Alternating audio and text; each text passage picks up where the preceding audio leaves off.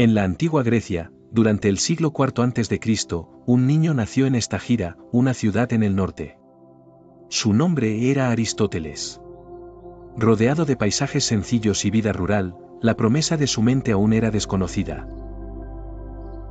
El padre de Aristóteles, Nicómaco, era médico del rey de Macedonia. El joven presenció reuniones donde se hablaba de anatomía, remedios y la naturaleza del cuerpo humano. Desde pequeño, la curiosidad por el mundo empezó a formarse en su mirada vivaz. A los 10 años, la muerte de Nicómaco sumió la casa en un profundo silencio. Las voces sabias se extinguieron. Aristóteles, aún un niño, buscó refugio en los libros, notas médicas y diagramas que su padre había dejado. A solas en su habitación, Aristóteles descubrió el poder del conocimiento. No podía conquistar el dolor de la pérdida, pero los libros le ofrecieron consuelo y una manera de darle sentido al caos de su mundo. Mientras la ausencia llenaba el hogar, Aristóteles empezó a observar los detalles, ciclos de plantas, anatomía de animales, los cambios en las estaciones. Sin saberlo, se inició como investigador en los años de su adolescencia. A los 17 años, dejó esta gira y viajó a la vibrante Atenas para ingresar a la Academia de Platón. Llegó como joven de aspecto delgado, los ojos intensos, la barba iniciando su crecimiento, vestido con ropajes sencillos que usaban los aprendices de la época. Durante 2 décadas, estudió con Platón. Sus días estuvieron llenos de debates filosóficos bajo columnas de mármol y entre los olivares. Con el paso de los años, su rostro se fue perfilando, sus expresiones se volvieron serenas y analíticas. Aristóteles admiraba a Platón, pero poco a poco, las ideas sobre el reino invisible de las formas eternas empezaron a generarle dudas. Observaba la naturaleza concreta y no podía aceptar que la realidad fuese solo una sombra imperfecta. Se apartó de las enseñanzas estrictamente idealistas. Su fe en el mundo material y en el poder de los sentidos fue creciendo, y por ello, empezó a diseñar un pensamiento propio, distinto al de su maestro. En la academia, sus debates se hicieron célebres. Ya adulto joven, su barba oscura y espesa, mirada profunda, y porte erguido, se diferenciaba del resto por su insistencia en buscar la verdad aquí y ahora, en lo que podía ser estudiado. Tras la muerte de Platón, Aristóteles emprendió viajes por Asia Menor y otras regiones. Con cada experiencia, sus ideas se consolidaban y su personalidad maduraba. Se formó el sabio sereno, de rostro ahora más curtido por el tiempo y el pensamiento. El rey Filipo II de Macedonia lo invitó a ser tutor de su hijo, Alejandro. Aristóteles, ya con cabello y barba salpicados de canas, se convirtió en mentor del joven príncipe, transmitiéndole la importancia del conocimiento y la virtud. En el ambiente palaciego, Aristóteles enseñó a Alejandro sobre ética, política y naturaleza. Sentados en jardines macedonios, el filósofo compartía su sabiduría mientras su rostro mostraba la profundidad de quien ha dedicado décadas a estudiar el mundo. Tras 3 años como tutor, su discípulo partiría a conquistar el mundo. Aristóteles, con semblante orgulloso y pensativo, se preparó para el siguiente gran paso en su vida, volver a Atenas con una visión propia. Fundó el Liceo en Atenas. Ahora, la figura de Aristóteles mostraba la dignidad de la madurez, toga sencilla, barba y cabello grises, en un entorno clásico bajo pórticos y jardines, rodeado de alumnos atentos. En el Liceo, en vez de decir qué pensar, Aristóteles enseñó cómo pensar. Allí gestó un cambio duradero. Él exigía rigor en los argumentos, y buscaba que sus discípulos aprendieran a discernir la verdad de la falsedad. Inventó la lógica formal. El filósofo, ya anciano, dibujó silogismos sobre tablillas de cera y enseñó con voz pausada a sus estudiantes la estructura del razonamiento correcto. El ejemplo eterno: todos los humanos son mortales. Sócrates es humano. Por lo tanto, Sócrates es mortal. Aristóteles enseñó la belleza inevitable de la verdad construida desde premisas firmes. Generaciones enteras aprendieron con su sistema lógico. Desde la Edad Media, pasando por el Renacimiento, las reglas aristotélicas se convirtieron en cimientos de la educación intelectual occidental.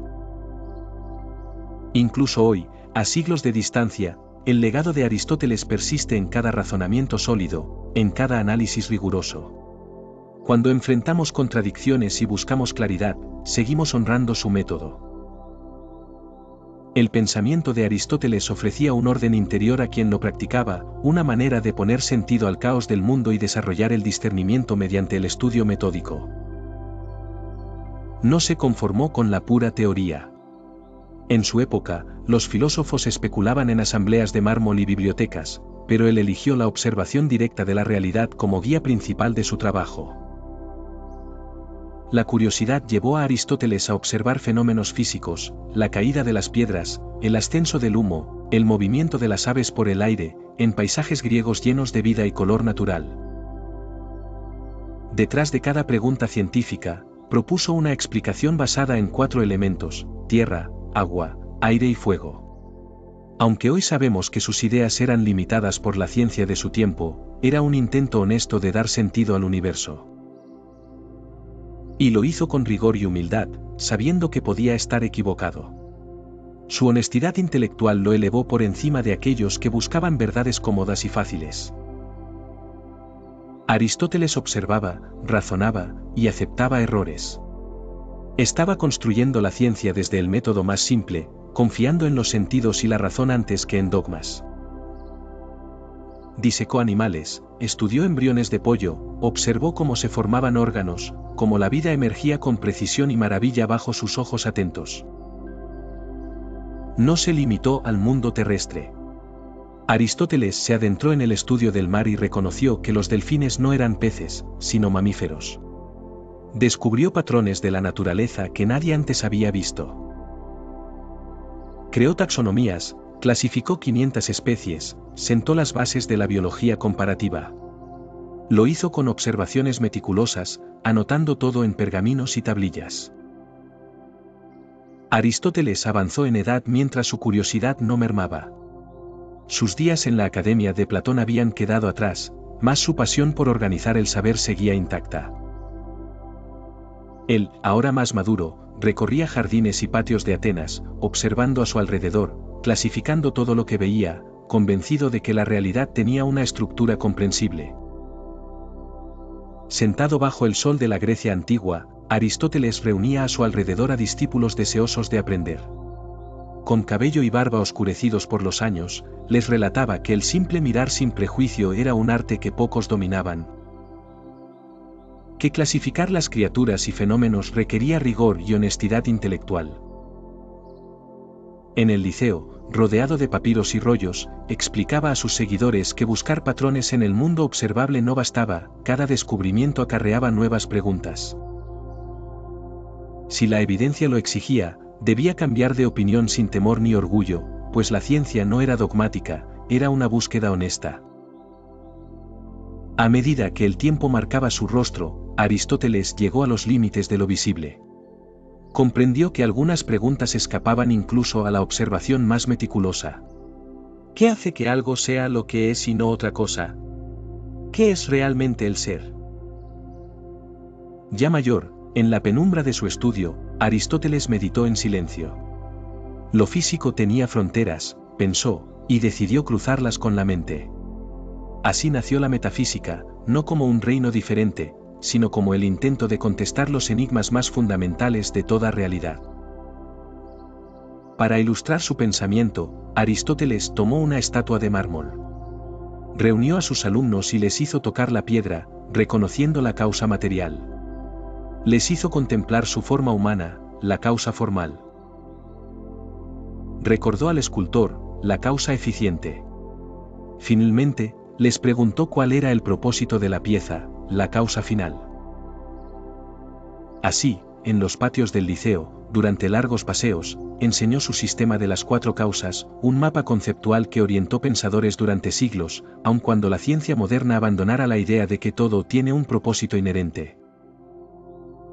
Aristóteles, repetía a sus alumnos, aunque ya no busquemos el propósito de una piedra, seguimos el paradigma de las 4 causas al crear herramienta alguna, al construir un edificio, al organizar una ciudad. Aunque las arrugas surcaban su rostro, el filósofo insistía en que la realidad no era fruto del azar, que existían razones profundas para lo que observamos y experimentamos, y que debíamos buscarlas sin cesar. Pasaba las tardes leyendo y escribiendo, convencido de que había algo más importante que toda la física y la lógica, descubrir cómo vivir una vida buena, plena y digna, una pregunta que habría de guiar su obra más importante. En su madurez serena, Aristóteles plasmó en La Ética a Nicómaco la búsqueda de una respuesta, la eudaimonía, ese florecimiento del ser humano como fin último, más allá del placer momentáneo o el simple bienestar, aquello que solo se alcanza viviendo conforme a la mejor versión de uno mismo. Aristóteles enseñaba que la felicidad, esa realización, no era un regalo de los dioses ni el resultado del azar, sino algo que se construía acto a acto, día a día, a través de la elección deliberada y razonada. En el Liceo, rodeado de jóvenes atentos, Aristóteles explicaba que la razón era el rasgo principal del ser humano. Vivir bien significaba ejercer la razón del mejor modo, por ende, desarrollar virtudes que permitieran responder con sabiduría ante las demandas de la vida. No obstante, advertía a todos, no hay excelencia en los extremos. El valor no radica en actuar sin miedo alguno, eso sería temeridad. Tampoco se halla en huir de todo peligro, pues eso sería cobardía. El valor, decía, es el punto medio inteligente entre ambos excesos. Asimismo, comentaba sobre la confianza y la honestidad. La auténtica confianza huía tanto de la arrogancia como de la inseguridad paralizante. La honestidad, igualmente, evitaba la crueldad y la mentira. La virtud, entonces, era siempre equilibrio y mesura. Aristóteles, con cabellos y barba entreverados de canas, repetía en sus enseñanzas que la virtud no era un talento innato, sino el resultado de hábitos cuidadosamente adquiridos. Uno se volvía valiente actuando valientemente, justo actuando justamente.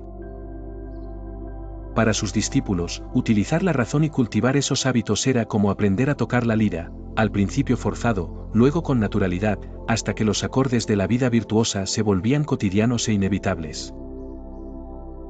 El filósofo recordaba que el ser humano, a diferencia de otros animales, necesita del vínculo social y la compañía. Que por mucho que buscara la excelencia individual, la vida buena solo era posible en el seno de la ciudad y en convivencia con otros. En los banquetes y reuniones, Aristóteles insistía en la importancia de la amistad y la comunidad como pilares de la felicidad. Ser feliz era, en última instancia, pertenecer a algo más grande que uno mismo. Como el tiempo desgastaba sus facciones, Aristóteles contemplaba la ciudad y reflexionaba, así como la ética era inseparable de la vida individual, la política definía el destino de los pueblos. Por ello, la mejor vida debía buscarse tanto en lo personal como en lo colectivo.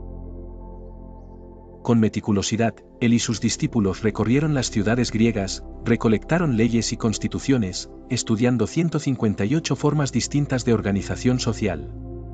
Aristóteles buscaba patrones, causas y consecuencias del florecimiento y la decadencia de las comunidades.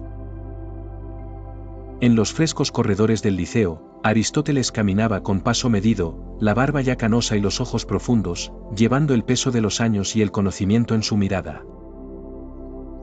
En un aula abierta al aire, sostenía rollos en las manos y discutía con sus discípulos sobre el arte de gobernar, comparando monarquía, aristocracia y república en las piedras polvorientas de Atenas. Mientras explicaba las perversiones del poder, señalaba con gravedad el peligro de la tiranía, advirtiendo sobre quienes solo buscaban su propio beneficio. Expuso ante jóvenes atenienses la amenaza de la oligarquía, recordando ejemplos reales donde los ricos habían gobernado para sí mismos y olvidado el bien común. Al borde de la plaza, ilustraba a sus seguidores sobre la demagogia, esa que encendía pasiones bajas entre las masas y erosionaba la razón. Aristóteles, sentado bajo los olivos, reflexionaba en voz alta, dejando claro que la clave no era la forma del gobierno sino su objetivo, el bien común auténtico para todos. Con profundo convencimiento, aseguraba que ningún régimen sería justo si sus líderes perseguían su interés propio y no el bienestar de la comunidad. Advertía a sus alumnos sobre la concentración excesiva de riqueza, relatando historias de ciudades desgarradas por la desigualdad y el miedo mutuo entre ricos y pobres. Insistía, una y otra vez, en la importancia vital de una clase media fuerte, no como capricho, sino como fundamento de la estabilidad política y social. En una asamblea, Aristóteles recalcaba que cuando la mayoría vive con lo suficiente y sin desesperación, la sociedad prospera y se mantiene unida frente a la adversidad. Con seriedad, desarrollaba ante sus discípulos el concepto del imperio de la ley, afirmando que por encima del líder siempre debía estar la norma, igual para todos. Discutía que el poder, sin principios legales, se volvía peligroso y solía derivar en violencia e inestabilidad, como bien mostraba la historia antigua de Grecia. Aristóteles alertaba que una ley justa es la que limita el abuso del poder y respeta la dignidad humana, sin discriminar entre ricos o pobres, libres o esclavos. Con mirada crítica hacia los extremos, valoraba el equilibrio y la mezcla de formas de gobierno, recomendando la rotación en el poder y evitar políticas extremas. En la penumbra del estudio, el maestro reconocía sus propios prejuicios, entendiendo que era hijo de su tiempo y que el pensamiento debía evolucionar con la humanidad. Narraba a sus alumnos cómo el poder excesivo o el abandono de la ley llevaban, una y otra vez, al colapso de grandes ciudades y civilizaciones antiguas. Aristóteles detuvo una tarde la discusión política para confesar su fascinación por el arte de narrar historias y el análisis de las tragedias griegas. En las gradas de un teatro, junto a discípulos atentos, observaba el dolor de héroes caídos por errores humanos, experimentando la catarsis que solo la tragedia aportaba. Enseñaba que estos relatos nos mostraban nuestra propia fragilidad y nos permitían comprender y acompañar el sufrimiento ajeno.